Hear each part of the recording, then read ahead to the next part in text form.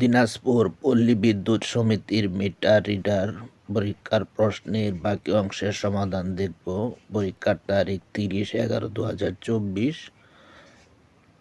আজ আমরা বাংলা, সাধারণ জ্ঞান এবং ইংরেজি অংশের সমাধান করব। গত ক্লাসগুলোতে গণিত অংশের সমাধান দেওয়া হয়েছিল। তাহলে আমরা দেখে নিই সমাধানটা।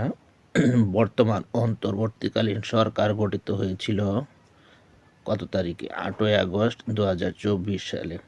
রূপপুর পারমাণবিক বিদ্যুৎ কেন্দ্র কোন দেশের সহায়তায় তৈরি করা হচ্ছে? এটা আসলে উত্তরটা হবে রাশিয়া। এই জন্য আমেরিকা, চীন, জাপান কোনোটাই হবে না, উত্তর হবে কোনোটাই নয়। বাংলাদেশের সংবিধান কবে কার্যকর হয়? এটা হবে 16 ডিসেম্বর 1972 সাল। বাংলাদেশের মহান স্বাধীনতা যুদ্ধে বীরত্বের জন্য কতজন বীর মুক্তিযোদ্ধা বীর প্রতীক উপাধি প্রদান করা হয়েছিল? এটা হবে 175 জন। আমরা জানি বীর শ্রেষ্ঠ কয়জন? বীর শ্রেষ্ঠ হচ্ছে 7 জন। তারপর হচ্ছে বীর উত্তম, বীর শ্রেষ্ঠ, বীর বীর শ্রেষ্ঠ বীর শ্রেষ্ঠ হচ্ছে 7 জন। আর বীর উত্তম উত্তম হলো 68 জন। দেন বীর বিক্রম, বিক্রম হচ্ছে 175 জন। আর বীর প্রতীক হচ্ছে আপনার 426 জন। ঠিক আছে। তারপর ইজমির শহরটি কোন দেশে অবস্থিত? ইজমির শহরটি তুরস্কে অবস্থিত। বাংলাদেশের সীমান্তবর্তী ভারতের রাজ্য নয়, এটা এভাবে মনে রাখতে পারেন, আমিত্রি মেঘের পরে। তাহলে এখানে ত্রিপুরা, এটা বিহার হবে না। ঠিক আছে।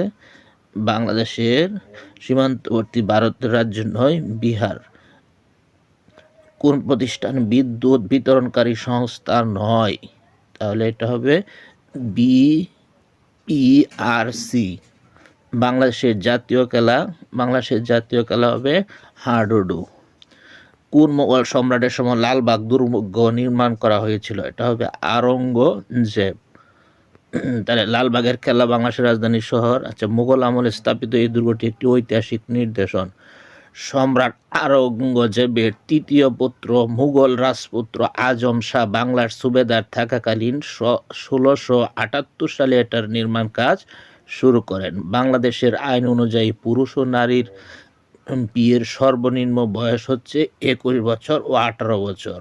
কোন উদ্ভিদের শ্বাসমূল আছে? সুন্দরী। কোন ভিটামিনের অভাবে চুল পড়ে যায়? Vitamin D. বিদ্যুৎ শক্তির